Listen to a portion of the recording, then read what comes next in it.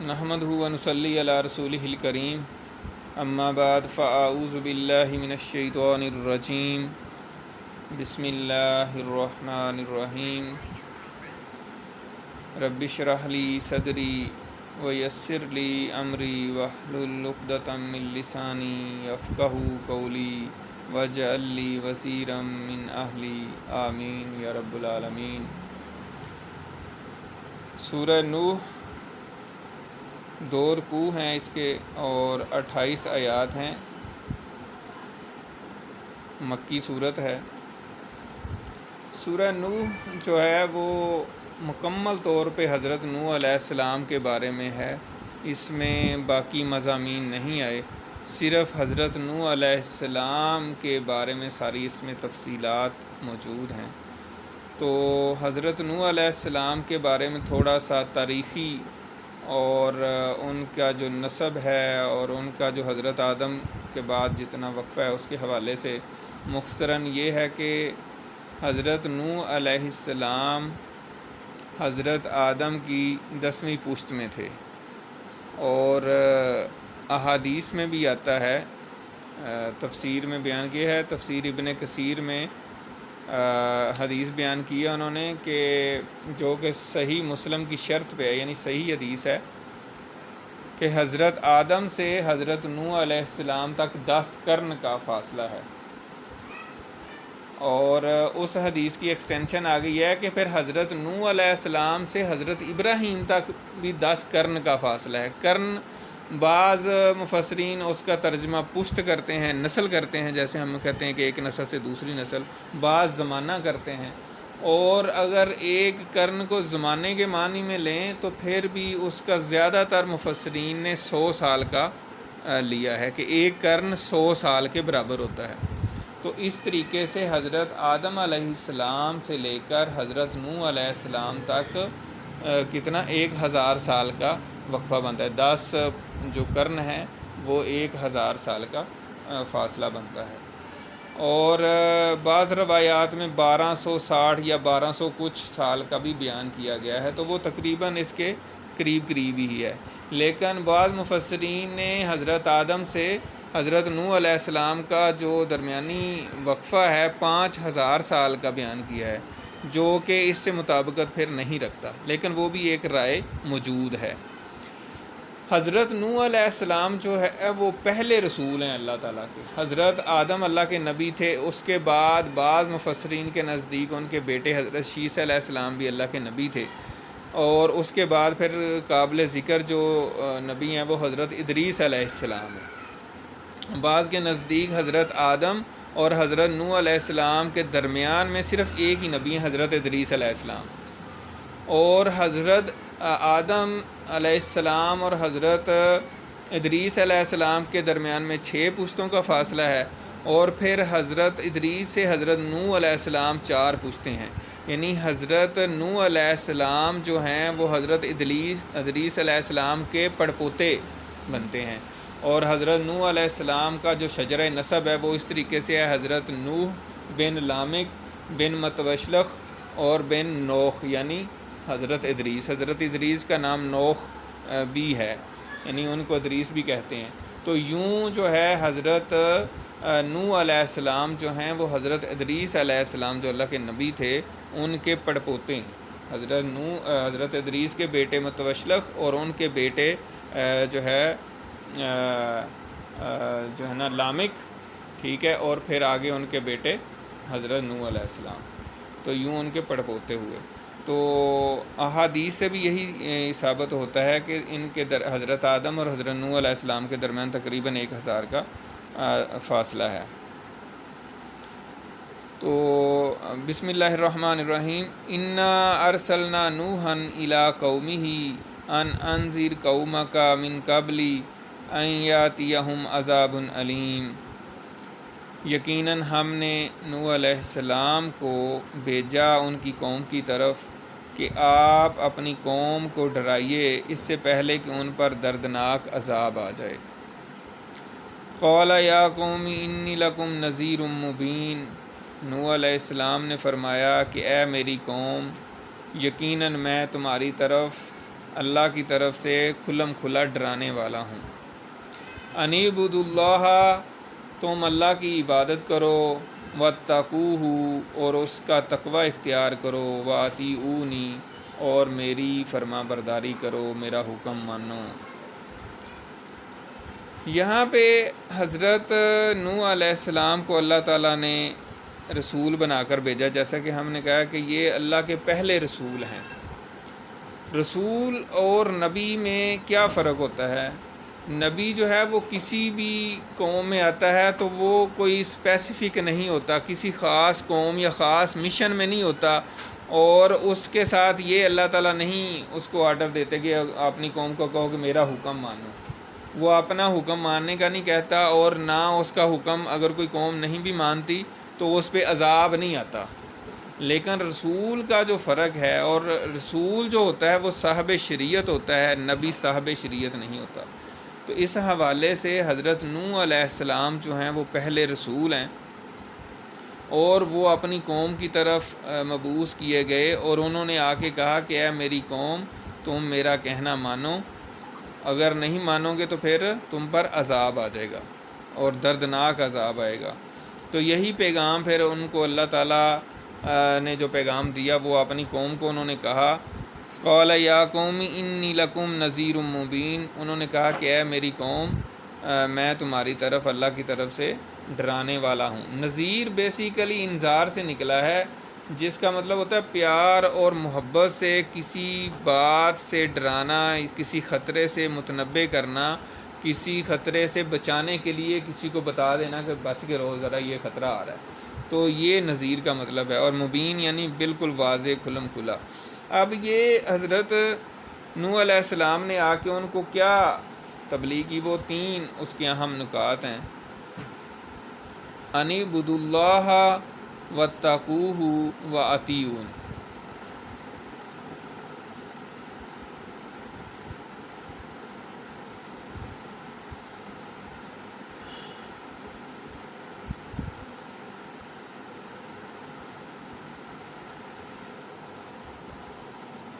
کہ اے میری قوم، کیا کرو؟ اللہ کی عبادت کرو۔ اصل میں حضرت نوح علیہ السلام سے پہلے ہی، یعنی حضرت آدم علیہ السلام اور حضرت نوح علیہ السلام کا جو درمیانی وقت گزرا، اس میں بت پرستی شروع ہو گئی، اور حضرت نوح علیہ السلام کو پھر اللہ تعالیٰ نے مبعوث کیا کہ آپ اپنی قوم کو بت پرستی سے منع کریں۔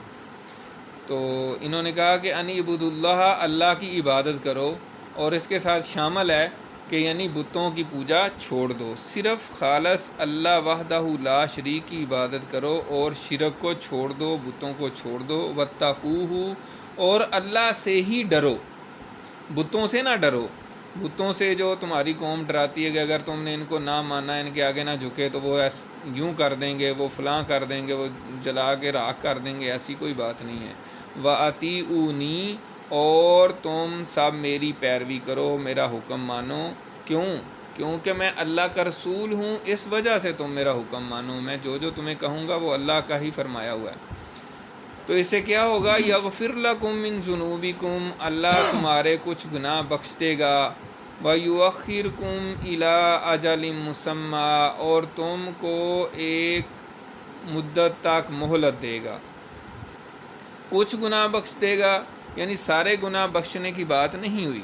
اس کی مفسرین نے جو وجہ بیان کیا وہ یہ ہے کہ جو حقوق اللہ ہیں وہ تو اللہ بخش دے گا، لیکن جو حقوق العباد ہیں وہ اللہ تعالیٰ نہیں بخشے گا۔ وہ ہمارے شریعت میں بھی یہ بتایا گیا ہے کہ جو حقوق اللہ ہیں وہ تو اللہ بخش دیتا ہے، لیکن جو حقوق العباد ہیں، اگر کسی نے مال کھایا ہے، کسی کے جو ہے نا اس کے ساتھ زیادتی کی ہے، تو وہ اس شخص سے معافی مانگنا اور اس کا حق واپس کرنا وہ ضروری ہے۔ تو اس وجہ سے یہاں بتایا گیا ہے کہ کچھ گناہ بخش دے گا، یعنی جو حقوق اللہ ہیں وہ اللہ تعالیٰ بخش دے گا۔ وَيُؤَخِّرْكُمْ إِلَىٰ أَجَلٍ مُّسَمًّى، اور تم کو مہلت دے گا ایک مدت تک کے لیے۔ إِنَّ أَجَلَ اللَّهِ إِذَا جَاءَ لَا يُؤَخَّرُ، اور جب اللہ تعالیٰ کی جو میعاد ہے یعنی وقت مقرر ہے، خواہ وہ موت کا ہو خواہ عذاب کا ہو، جب وہ آ جاتا ہے تو وہ پھر مؤخر نہیں کیا جا سکتا۔ لو کنتم تعلمون، کاش کہ تم جانتے ہوتے، کاش کہ تم سمجھ لو اس بات کو۔ یہاں پہ ایک تو بات یہ بیان کی جا رہی ہے کہ اگر تم یہ 3 کام کرو گے تو تمہاری عمروں میں برکت دے دی جائے گی، اضافہ کر دیا جائے گا، تم کو مہلت دے دی جائے گی۔ کیا کام کرنے ہیں؟ اللہ کی عبادت کرو، اللہ کا تقوی اختیار کرو اور رسول کی اطاعت کرو، تو پھر تمہارے گناہ بھی بخش دیے جائیں گے اور تمہیں ایک مدت تک جینے کا موقع دیا جائے گا، اور اگر یہ تم نہیں کرو گے تو پھر اس سے پہلے ہی تمہیں تباہ کر دیا جائے گا۔ تو یہاں پہ مفسرین نے وضاحت کی ہے تقدیر کے حوالے سے۔ پھر تقدیر کی 2 اقسام ہیں، ایک ہے تقدیر مبرم اور ایک ہے تقدیر معلق۔ تقدیر مبرم یہ ہے کہ وہ فکسڈ جو ہے تقدیر ہے، یعنی وہ تو اس میں تو چینج نہیں ہو سکتی، لیکن جو تقدیر معلق ہے وہ چینجیبل ہے۔ جیسے احادیث میں آتا ہے کہ دعا سے تقدیر بھی بدل جاتی ہے، تو اس کی وجہ یہی ہے کہ دعا سے بعض معاملات جو ہیں وہ تقدیر معلق کا مطلب ہی یہ ہے، وہ لوح محفوظ میں جو تقدیر لکھی ہوئی ہے اس میں ہی اس طرح لکھا ہوا ہے کہ یہ بندہ اگر یہ نیک اعمال کرے گا تو اس کا پھر یہ معاملہ کیا جائے گا، اگر یہ نیک اعمال نہیں کرے گا تو پھر اس کا یہ معاملہ ہے۔ تو جب انسان نیکی کے کام کرتا ہے تو اس کی احادیث میں آتا ہے کہ عمر میں برکت دے دی جاتی ہے، اپنے رشتہ داروں سے اچھا سلوک کرتا ہے، احادیث میں آتا ہے ارحامکم ارحامکم، اپنے رشتہ داروں سے تعلق جوڑو، اپنے رشتہ داروں سے تعلق جوڑو، ٹھیک ہے۔ اور روایات میں آتا ہے کہ جو آپ کی رزق میں برکت ہوگی، اور ایک اور حدیث میں آتا ہے کہ رشتہ داروں کے ساتھ اچھا سلوک کرو، اگر ان کے ساتھ تمہارا سلوک اچھا نہیں ہے تو تمہارے یہ ایسا گناہ ہے جس کی سزا، بہت کم گناہ ایسے ہیں جن کی دنیا میں بھی سزا ملتی ہے، ہر گناہ کی سزا دنیا میں نہیں ملتی، لیکن کچھ گناہ ایسے ہیں جن کی سزا دنیا میں بھی ملتی ہے۔ تو رشتہ داروں سے اگر اچھا سلوک نہیں کرتے تو اس کی سزا دنیا میں بھی ملتی ہے۔ تو اسی تناظر میں یہاں یہ بتایا جا رہا ہے کہ اگر تم نیکی کے کام کرو گے، اللہ کی عبادت کرو گے، اللہ کا تقوی اختیار کرو گے، رسول کی اطاعت کرو گے، تو اللہ تعالیٰ تمہارے گناہ بھی بخش دے گا اور تمہیں تمہاری عمروں میں برکت دے گا۔ کاش کہ تم سمجھ لو۔ اب یہ 4 آیات جو پہلے ہم نے پڑھی ہیں، اس میں حضرت نوح علیہ السلام نے اپنا پیغام جو ہے جو اللہ تعالیٰ کی طرف سے ان کو دیا، اپنی قوم کو اچھے طریقے سے سمجھایا اور ان کو بتایا۔ اب اس کے بعد حضرت نوح علیہ السلام کی تقریباً آخر سورت تک پھر جو ہے نا دعا ہے، فریاد ہے، اللہ تعالیٰ کے حضور شکایت ہے، کیونکہ کسی انسان کے سامنے تو آپ شکایت نہیں کر سکتے، تو وہ اللہ کے حضور ہی پھر اپنی شکایت کر رہے ہیں کہ 950 سال انہوں نے تبلیغ کی اور ان پر 80 لوگ، بعض روایات میں 78 یعنی 78 لوگ ایمان لائے۔ تو اس سے یہ بھی بات ثابت ہوتی ہے کہ پیغام دینے والے کے پیغام میں ضروری نہیں ہے کہ کوئی نقص ہی ہو تو پھر ہی لوگ اس طرف مائل ہوتے۔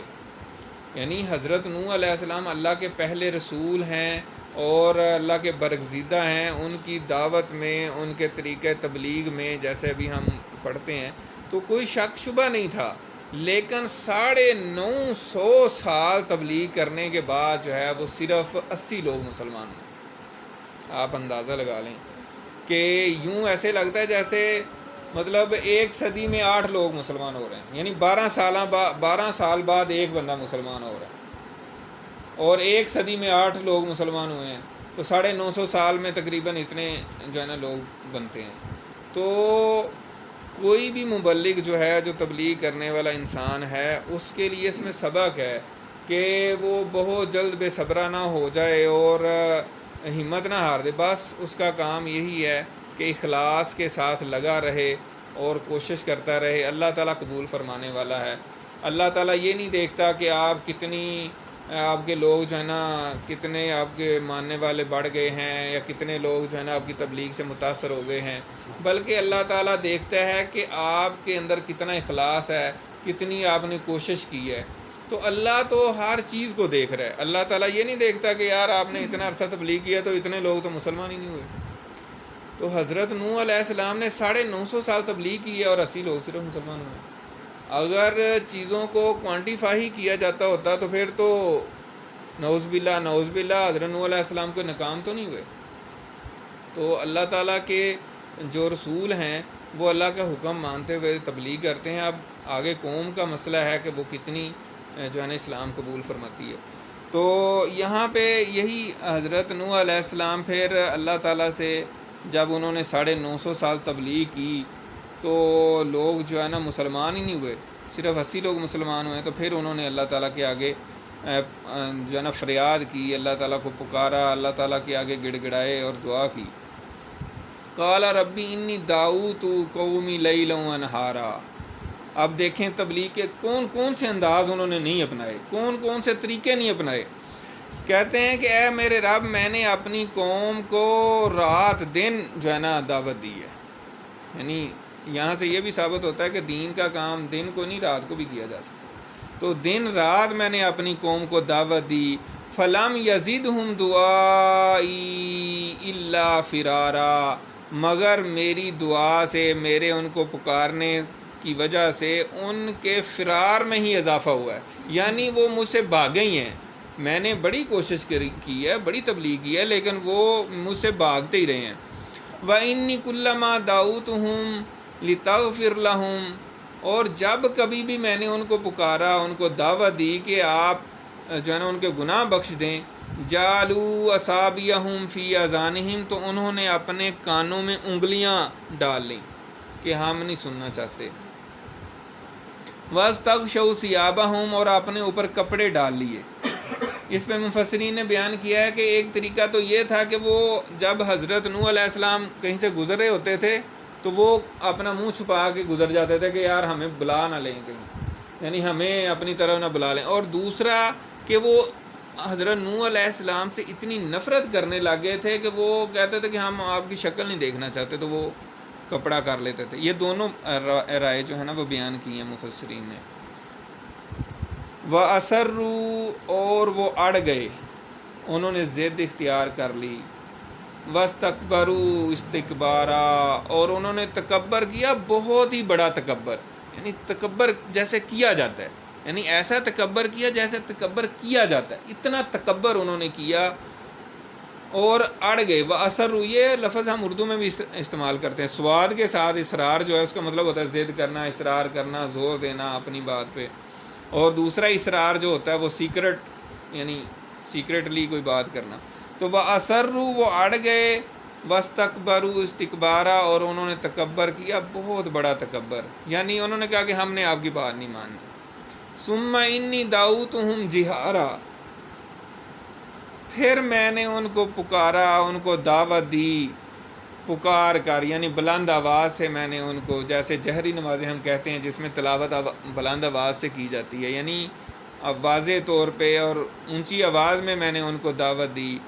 ثم انی اعلنت لهم واسررت لهم اسرارا، پھر میں نے ان کو اعلانیہ بھی تبلیغ کی اور چپکے بھی، چھپ کے بھی، یعنی خفیہ انداز سے، یعنی کبھی میں ان کو مجلس میں بھی دعوت دیتا رہا، کبھی ان کے گھروں میں جا کے، کبھی 1 to 1 پرسنلی جا کے بھی میں نے دعوت دی۔ فَقُلْتُ، اور میں نے ان سے کہا، استغفروا ربکم، اپنے رب سے مغفرت مانگو، معافی مانگو، انہ کان غفارا، بے شک وہ بڑا ہی بخشنے والا ہے۔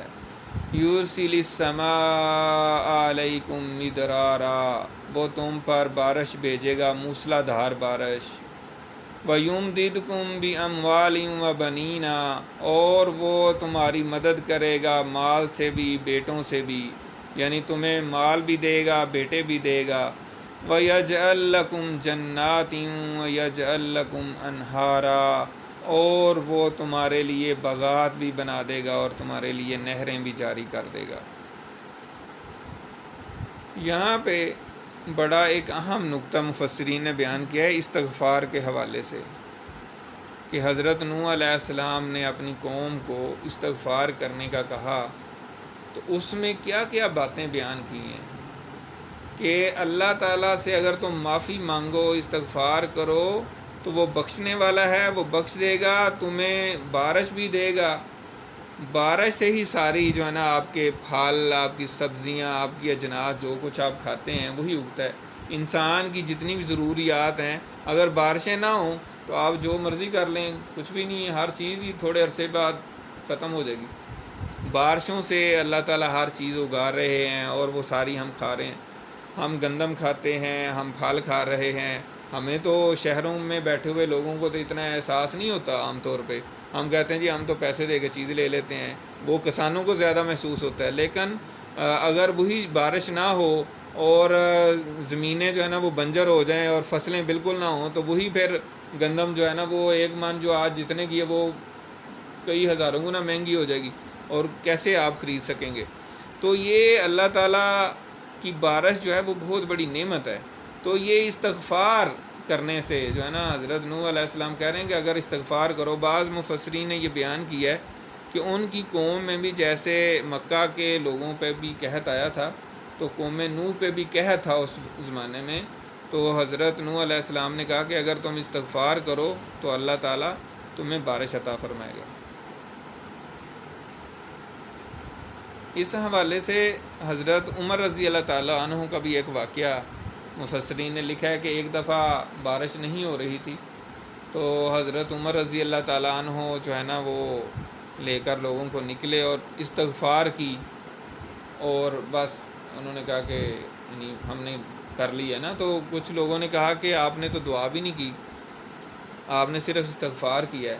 تو حضرت عمر رضی اللہ تعالیٰ عنہ نے کہا کہ میں نے جہاں سے بارش آتی ہے اس آسمان کے دروازوں کو کھٹکھٹایا اور پھر یہ آیات پڑھی, یعنی استغفار سے بہت کچھ ملتا ہے. اور اس کے بعد یعنی بتایا گیا ہے کہ وَيُمْدِدْكُمْ بِأَمْوَالٍ وَبَنِينَ, یعنی استغفار سے اللہ تعالیٰ مال میں بھی اضافہ کرتا ہے, اور جس کی اولاد نہیں ہوتی اس کو اولاد بھی دیتا ہے. اور پھر وَيَجْعَلْ لَكُمْ جَنَّاتٍ, اور تمہارے لیے باغات بھی بنا دے گا. وَيَجْعَلْ لَكُمْ أَنْهَارًا, اور تمہارے لیے نہریں بھی جاری کر دے گا.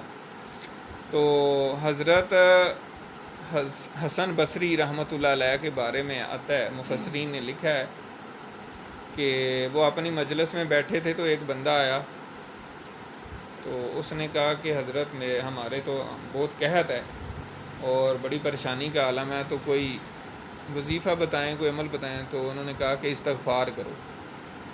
پھر تھوڑے عرصے بعد کوئی بندہ آیا, تو اس نے کہا جی میرے اولاد نہیں ہوتی, تو کوئی بتائیں. تو انہوں نے کہا کہ استغفار کرو.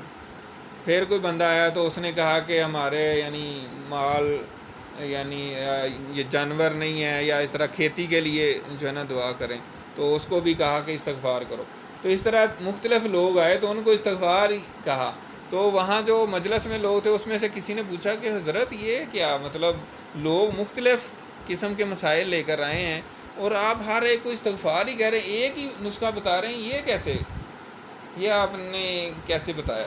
تو انہوں نے بھی انہی آیات کا حوالہ دیا کہ یہ آیات جو اللہ تعالیٰ نے قرآن مجید میں فرما دیا ہے, تو پھر میں کیوں نہ بتاؤں. تو اس وجہ سے ہم سب کے لیے اس میں سبق ہے کہ ہر طرح کی پریشانی, غم, اور اگر آپ کو رزق میں کسی کو کمی ہے, اولاد نہیں ہے, اس کو مال میں کمی ہے, ہر طرح کی پریشانیاں اور غم سے نجات جو ہے وہ استغفار میں ہے. اور اکثر علماء کرام جو ہے وہ لوگوں کو بتاتے بھی ہیں, اگر کوئی پریشانی میں مبتلا ہو, ٹینشن میں مبتلا ہو, وہ کہتے ہیں بس استغفار کریں, اتنی دفعہ استغفار کریں سچے دل سے, تو اللہ تعالیٰ آپ کی پریشانی دور کر دے گا. مَا لَكُمْ لَا تَرْجُونَ لِلَّهِ وَقَارًا, اے میری قوم تم کو کیا ہو گیا کہ تم اللہ تعالیٰ عظمت والے اللہ تعالیٰ سے نہیں ڈرتے, یعنی تم کو کوئی خوف ہی نہیں ہے. تم کو اتنا میں سمجھا رہا ہوں, اتنی تبلیغ کی ہے, لیکن تم بتوں کی پوجا ہی نہیں چھوڑ رہے. وَقَدْ خَلَقَكُمْ أَطْوَارًا, اور یقیناً اس نے تم کو مختلف مراحل سے گزار کے پیدا کیا ہے. أَلَمْ تَرَوْا كَيْفَ خَلَقَ اللَّهُ سَبْعَ سَمَاوَاتٍ طِبَاقًا, کیا تم نے نہیں دیکھا کہ اللہ تعالیٰ نے کیسے 7 آسمانوں کو اوپر نیچے پیدا کیا ہے.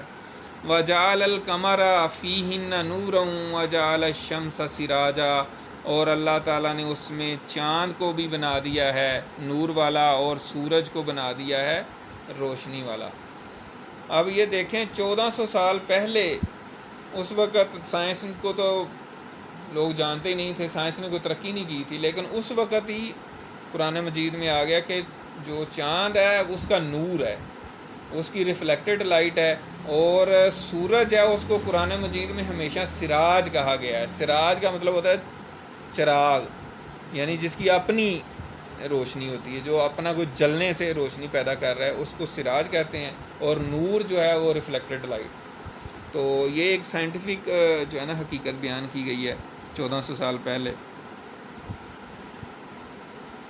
واللہ انبتکم من الارض نباتا، اور اللہ تعالیٰ نے تم کو پیدا کیا ہے زمین سے پیدا کرنا، یعنی جیسے نباتات اگتی ہے۔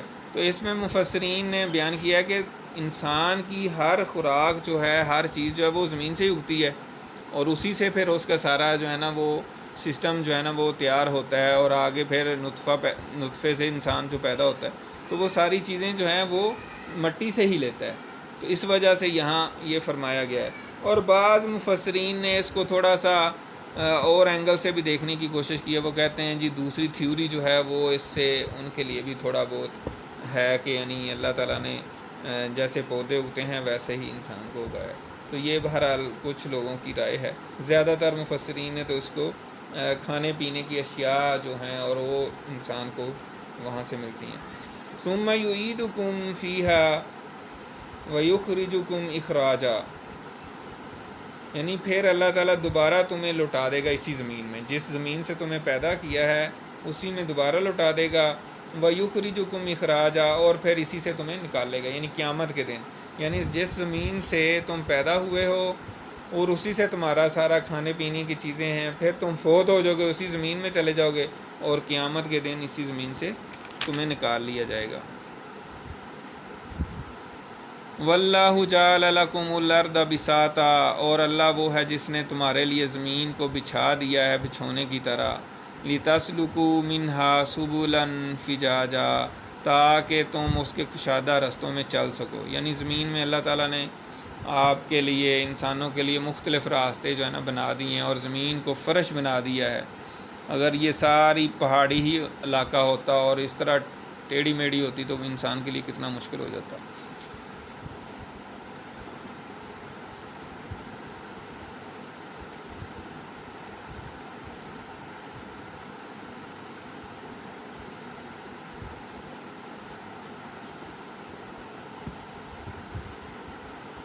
اب یہ تو حضرت نوح علیہ السلام نے اپنی تبلیغ اور اپنا مختلف انداز سے، اور پھر اللہ تعالیٰ کی توحید اور اللہ تعالیٰ کی نعمتوں کا ذکر کیا۔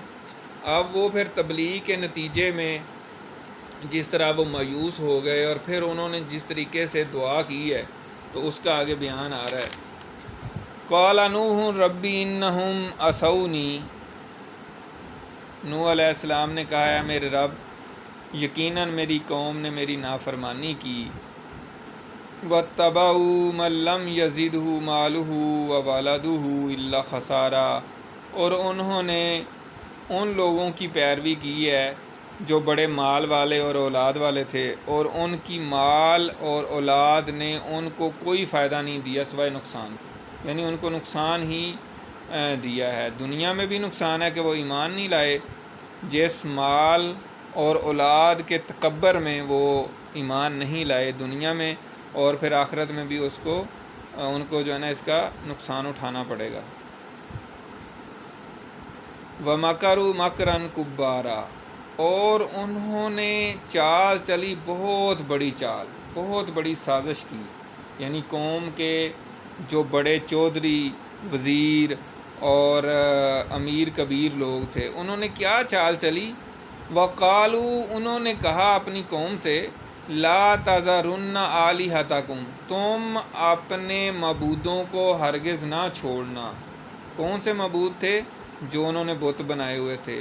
وَلَا تَذَرُنَّ، اور ہرگز نہ تم چھوڑنا، وَدًّا، ود کو، وَلَا سُوَاءَ، اور نہ سوا کو، وَلَا یغوسا، اور نہ یغوس کو، وَیعوق وَنَسْرًا، اور نہ یعوق کو اور نہ نصر کو۔ مفسرین نے اس میں کافی تفصیل سے بیان کیا، اور بخاری شریف میں بھی سورہ جو نوح ہے علیہ السلام، اس کے حوالے سے جو اس کی کتاب التفسیر ہے بخاری شریف کی، اس کے حوالے سے اس میں آتا ہے کہ یہ جو ہے حضرت نوح علیہ السلام سے پہلے، یعنی جو جن کا ذکر ہے یہ اللہ تعالیٰ کے بہت نیک لوگ تھے، ود، سوا، یغوس، یعوق اور نصر۔ یہ 5 لوگ جو ہیں یہ بڑے نیک اور اولیاء کرام تھے اور بڑے برگزیدہ لوگ تھے، اپنی قوم میں نیک سمجھے جاتے تھے۔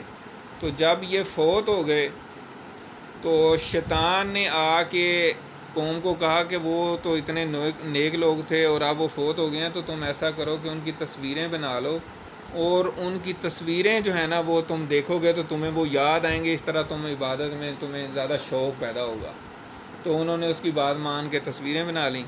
اب جس قوم کو، جن لوگوں کو شیطان نے ورگلا کے یہ کام کیا تھا، تو وہ تو یہاں تک ہی محدود رہے، لیکن جب وہ فوت ہو گئے تو ان کی اگلی جو نسل آئی تو شیطان نے ان کو کہا کہ یہ انہی کی تو تمہارے والدین عبادت کرتے تھے اور یہی نفع نقصان کے مالک ہیں، یہ بارش برساتے ہیں، یہ کرتے ہیں، وہ کرتے ہیں۔ تو پھر انہوں نے ان کی پوجا شروع کر دی۔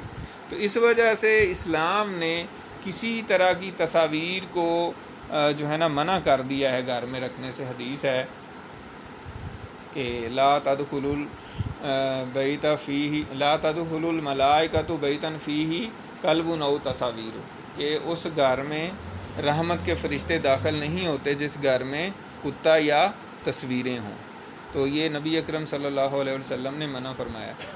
اور بھی بعض احادیث ہیں جس میں تصویر کھنچوانے والوں کے بارے میں بڑی سخت وعید آئی ہے، تو اسی وجہ سے منع کیا ہے کہ یہ پھر آگے اس طرف نہ بات چلی جائے۔ اور بعض مفسرین نے بیان کیا، بعض اسکالر نے بھی، میں نے خود بھی ایک دفعہ دیکھا ہے گھر میں تصویر لٹکی ہوئی تھی، اس کے اوپر ہار سے ڈالے ہوئے تھے اور کچھ لوگ ایسے ایسے اس کی طرف اشارہ سا بھی کر رہے تھے۔ تو مطلب یہ ہے کہ آہستہ آہستہ انسان پھر جو ہے نا وہ شیطان کے ورگلاوے میں آ سکتا ہے، تو اس وجہ سے منع کیا جاتا ہے تصویر سے۔ اور ایسا ہی ہوا جب انہوں نے تصویریں بنائیں، پھر اگلی نسل کو شیطان نے ان کے مجسمے بنانے پہ قائل کر لیا، اور پھر ان بتوں کی، یعنی یہ جو بت بنائے تو اولیاء کرام کے نام پہ گئے تھے اور انہی کی یاد میں، لیکن پھر ان کو ہی پوجا جانا شروع ہو گیا۔ تو پھر کیا انہوں نے، جو بڑے تھے قوم کے، جو چودھری تھے، انہوں نے کہا کہ ان بتوں کی تم پوجا نہ چھوڑنا۔ یہ نوح علیہ السلام کے بارے میں نعوذ باللہ وہ کہتے تھے یہ تو ایسے ہی ہیں، ان کے ماننے والے کون ہیں؟ غریب غربا مسکین اور ذلیل لوگ ہیں، ہم چودھری وڈیرے عقل مند اتنے بھی لوگ ہیں، کوئی تو ان کا ماننے والا نہیں ہے۔ اگر یہ اتنے ہی صحیح ہوتے تو لوگ کیوں نہ ان کو مانتے؟ پوری قوم تو ان کو مان نہیں رہی، اور کتنی صدیاں گزر گئی ہیں، صرف 80 لوگ مسلمان ہوئے ہیں۔ اگر یہ صحیح ہوتے، واقعی حق پہ ہوتے، تو لوگ اتنے سارے عقل مند بیوقوف ہیں۔ اور میں سوچ رہا تھا آج جب میں اس کی تیاری کر رہا تھا کہ آج کے دور میں، آج جس دور میں ہم بیٹھے ہیں، آج کے دور میں مثال کے طور پہ میں بات کر رہا ہوں، فرضی طور پہ اگر نبی کوئی آنا ہوتا اور آج کوئی نبی آ جاتا، ٹھیک ہے، تو یقین مانیں ہم سب آزمائش میں پڑ جاتے۔ یعنی دیکھیں نبیوں کی تاریخ دیکھیں، ان کے ماننے والے غریب غربا، آپ صلی اللہ علیہ وسلم کے اوپر کون ہی مان لائے تھے شروع میں۔ تو آج اگر ہم تھوڑا سا کمپیئر کریں، تھوڑا سا جج کریں، تو ایسا ہی لگے گا ہم جتنے بھی ہمارے بڑے لوگ ہیں، جو وزیر ہیں، جو امیر ہیں، جو کبیر ہیں، جو شرفا اپنے آپ کو سمجھتے ہیں، جو بڑے مطلب اعلیٰ عہدے دار ہیں، یعنی جتنے بھی بڑے بڑے لوگ ہیں، اور کوئی نبی آ جائے تو اس کو تو غریب غربا جیسے پہلے پیٹرن تھا آج بھی وہی پیٹرن ہوگا۔ تو ہم سب کہیں گے کہ یار یہ تو آپ کو تو کوئی مانتا ہی نہیں ہے، آپ کو تو کوئی جانتا ہی نہیں ہے، ہم تم کون ہو، ہم تو ہماری عقل میں نہیں آتا۔ تو یہی وہ کہتے تھے، اور انہوں نے یہی مکر کیا کہ اپنی قوم کو اتنا کنونس کیا، اتنا پروپیگنڈا کیا، انہوں نے کہا کہ نہ یہ اتنے بڑے ولی اللہ تھے اور اتنے نیک لوگ تھے، تو آپ ان کو چھوڑ دو گے؟ کبھی نہ چھوڑنا۔ اور پھر کیا ہوا کہ جو بندہ مرتا تھا وہ وصیت کرتا تھا اپنی اولاد کو، مرتے وقت اپنی اولاد کو وصیت کرتا تھا کہ یہ بابا جو ہے نا یہ باولا سا ہے، نعوذ باللہ، یعنی وہ ان کے الفاظ میں، تو یہ جو ہے نا اس کی بات نہ ماننا، یہ کہتا ہے کہ نہیں ان کو چھوڑ دیں، تو آپ اپنے بتوں پہ ڈٹے رہنا۔ اور وہ ایسے ہی ہے۔ اور اس کے بعد پھر مفسرین نے بیان کیا نا کہ یہ پھر شخصیت پرستی ایک طرح سے شروع ہو جاتی ہے، یعنی آپ خاص شخصیات کو پسند کرنا اور ان کے اوپر فوکس کرنا، اور اس طریقے سے پھر آپ دیکھیں ہمارا جو حال ہے مسلمانوں کا، کہ اس کے بعد یعنی نبی پاک صلی اللہ علیہ وسلم کے بعد جیسے مختلف امام ہیں اور مختلف بزرگ ہیں، اور تو ہر بندہ کہتا ہے جی اس کے اوپر ہی آپ آئیں، اسی کو مانیں۔ تو مسلمانوں کی اتحاد اور مسلمانوں کا جو اتحاد کی اگر ہم بات کریں تو مسلمانوں کو تو نبی اکرم صلی اللہ علیہ وسلم کی ذات ہے اور اللہ کا قرآن ہے، تو اس پہ ہی ہم اتفاق کر سکتے ہیں، ورنہ شخصیت پرستی جو ہے وہ تو پھر یعنی کہ ہر بندہ کہتا ہے جو میرے جو بزرگ ہیں نا سارے لوگ اسی کو مانیں، ٹھیک ہے، اور اسی کی طرف آ جائیں، اور وہ پرستش کی لیول پہ لوگ چلے جاتے ہیں۔ تو یہ جو ہے نا یہ رویہ صحیح نہیں ہے۔ اب یہ جو بت تھے، اب حضرت نوح علیہ السلام کا جب پھر طوفان آیا پھر یہ بھی غرق ہو گئے، لیکن حضرت عبداللہ بن عباس رضی اللہ تعالیٰ عنہ سے مروی ہے کہ جب طوفان ختم ہو گیا اور بعد میں شیطان نے یعنی اہل عرب کو شیطان نے جو ہے نا بتایا کہ فلاں فلاں جگہ پہ وہ دفن ہے، اور انہوں نے یہ بت نکالے اور یہ بت پھر عرب میں ان کی دوبارہ پرستش شروع ہو گئی، اور ود جو ہے وہ کلب جو قبیلہ تھا بنو کلب انہوں نے پوجا شروع کر دی۔ اسی طریقے سے ہمیر قبیلے کا ایک بت تھا، اور مختلف قبائل بڑے بڑے جو قبائل تھے ان کے یہ پھر بت جو ہے نا انہوں نے ان کی پوجا شروع کر دی، یعنی حضرت نوح علیہ السلام کے بعد پھر دوبارہ سے ان کی ریوائول ہوئی اور ان کی پھر پوجا کی جانے لگی۔ وقد اضلوا کثیرا، اور تحقیق انہوں نے بہت سے لوگوں کو گمراہ کر دیا۔ ولا تزد الظالمین الا ضلالا، اب حضرت نوح علیہ السلام نے یہ دعا کی کہ یا اللہ جس طریقے سے انہوں نے لوگوں کو گمراہ کیا ہے، اب ان کے ماننے والوں کو تو بھی جو ہے نا اضافہ نہ کرنا مگر گمراہی ہی، یعنی اب یہ گمراہی میں ہی آگے بڑھیں، اب یہ ایمان نہ ہی لائیں، ان کو اب جو ہے نا سزا ضرور دینا۔ مما خطیئاتہم اغرقوا فادخلوا نارا، بوجہ ان کے گناہوں کے وہ غرق کر دیے گئے اور آگ میں داخل کر دیے گئے۔ فلم یجدوا لہم من دون اللہ انصارا، پس انہوں نے اللہ کے مقابلے میں اپنا کوئی بھی حمایتی نہ پایا، یعنی اپنے گناہوں کی وجہ سے جو اتنا عرصہ حضرت نوح علیہ السلام ان کو تبلیغ کرتے رہے پھر بھی وہ باز نہیں ہے، تو اللہ تعالیٰ نے ان کو پھر ان کی دعا کے نتیجے میں غرق کر دیا، اور ان کو غرق کرنے کے بعد حکم دیا گیا کہ ان کو آگ میں داخل کر دیا گیا۔ تو یہاں سے مفسرین نے کہا ہے کہ یہ تو قیامت ابھی آئی نہیں ہے، تو ماضی کا صیغہ ہے کہ ان کو آگ میں داخل کر دیا گیا، تو یہاں سے عذاب قبر کا ثبوت ہوتا ہے۔ خواہ کوئی انسان پانی میں غرق ہو، خواہ وہ ایئر کریش ہو جائے، خواہ وہ کہیں اس کو آگ میں جلا کے راکھ کر دیا جائے، کہیں پہ بھی غائب کر دیا جائے، لیکن عالم برزخ جو ہے، جو موت آنے کے بعد انسان کی روح جو ہے جہاں پہ ہوتی ہے، تو اس کو جو ہے نا پھر اس کے اعمال کے حوالے سے جو ہے نا وہ یا تو عذاب ہوتا ہے یا پھر اس کو اللہ تعالیٰ کی یعنی کہ آسانی ملتی ہے۔ حدیث میں آتا ہے کہ انسان کی قبر یا تو اس کے لیے کیا ہے، جہنم کے گڑھوں میں سے ایک گڑھا ہے یا جنت کے باغوں میں سے ایک باغ ہے، اور جو گناہ گار ہوگا جس نے بہت گناہ کیے ہوں گے تو اس کو اس کی قبر ہی جو ہے نا اتنا بھینچتی ہے کہ اس کی پسلیاں آپس میں وہ ہو جاتی ہیں، اور جو نیک انسان ہوتا ہے تو اس کو جنت کی ایک کھڑکی کھول دی جاتی ہے جس کو اس میں سے جنت کی ہوا آتی ہے۔ تو اس وجہ سے جو لوگ گناہ گار تھے ان کو اللہ تعالیٰ نے غرق بھی کر دیا، اور پھر ان کو آگ کا عذاب دیا گیا جو کہ عذاب قبر کی دلیل ہے، یعنی ان کو قبر جو ان کی قبر کی حالت تھی، یعنی ضروری نہیں ہے کہ انسان قبر میں ہو تو عذاب ہو، یعنی وہ کسی بھی کنڈیشن میں ہو تو وہ قبر میں ہی کنسیڈر ہوگا۔ تو پھر ان کے کوئی بت ان کے کام نہ آئے اللہ کے مقابلے میں، اور کسی نے ان کی کوئی آ کے مدد نہیں کی۔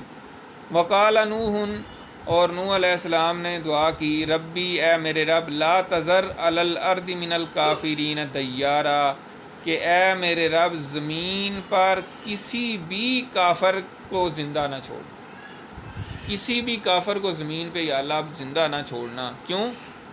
انکا ان تذرہم، کہ بے شک اگر تو نے ان میں سے کسی ایک کو بھی زندہ چھوڑا، یضلوا عبادک، تو وہ تمہارے بندوں کو گمراہ کریں گے، ولا یلدوا الا فاجرا کفارا، اور وہ جو بھی نسل ان کی پیدا ہوگی وہ فاجر اور کافر ہی ہوگی۔ اب یہ کوئی سوچ سکتا ہے کہ یار اتنی سخت دعا حضرت نوح علیہ السلام کر رہے ہیں اور نبی ہیں. بھائی 950 سال انہوں نے تبلیغ کی اور ان کا یہ تجربہ رہا. جب ان کا ہر مرنے والا آگے وصیت کرتا تھا ٹھیک ہے کہ یار اپنی اولاد کو بتانا، وہ آگے اپنی اولاد کو، تو وہ انہوں نے ایک ایسا سلسلہ بنا لیا تھا کہ جو بھی بچہ پیدا ہوگا آگے اس کو وہ ایسا میسج دیں گے کہ وہ نہیں. تو اس وجہ سے حضرت نوح علیہ السلام نے کہا کہ اب جو بھی یہ پیدا بھی ان کا انسان ہوگا، کوئی بھی بچہ پیدا ہوگا، وہ یا تو فاجر اور کافر ہی پیدا ہوگا. اس لیے یا اللہ کافر کوئی بھی زمین پہ نہ چھوڑنا. یہاں سے یہ بات بھی ثابت ہوتی ہے کہ کچھ مفسرین اور کچھ جو مورخین ہیں، کچھ کی رائے یہ ہے کہ جی حضرت نوح علیہ السلام کا جو طوفان تھا، طوفان نوح، وہ پوری دنیا پہ نہیں آیا تھا. وہ کہتے ہیں، بعض ہندوستان کے لوگ کہتے ہیں نہیں جی ہم تو حضرت آدم سے اب تک ایسے ہی آباد چلے آ رہے ہیں اور اس طرح. تو یہ بات درست نہیں معلوم ہوتی. اس کی وجہ یہ ہے کہ حضرت نوح علیہ السلام دعا کریں یا اللہ زمین پہ کسی بھی کافر کو نہیں چھوڑنا. ٹھیک ہے، تو اللہ تعالیٰ نے ان کی دعا قبول فرما لی. اور پھر یہ ہے کہ جب طوفان نوح آیا تو وہ پہاڑوں سے بھی 15 فٹ جو ہے 15 ہاتھ یعنی جو ہے نا بلند تھا. اور حضرت نوح علیہ السلام کا ایک بیٹا جو ہے جس کو جو ہے نا یہودی علماء جو ہے نا وہ کنعان کہتے ہیں، ویسے اس کا نام یام تھا. تو وہ جو ہے اس کو حضرت نوح علیہ السلام نے جب کہا کہ بیٹا آ جاؤ کشتی میں بیٹھ جاؤ، تو اس نے کہا نہیں جی میں تو پہاڑ پہ چڑھ جاؤں گا. اور پہاڑ پہ چڑھا پھر بھی وہ غرق ہو گیا. تو جب پہاڑوں کے اوپر اتنا پانی چڑھ گیا تو پھر کوئی چیز بچنے کا امکان نہیں رہتا.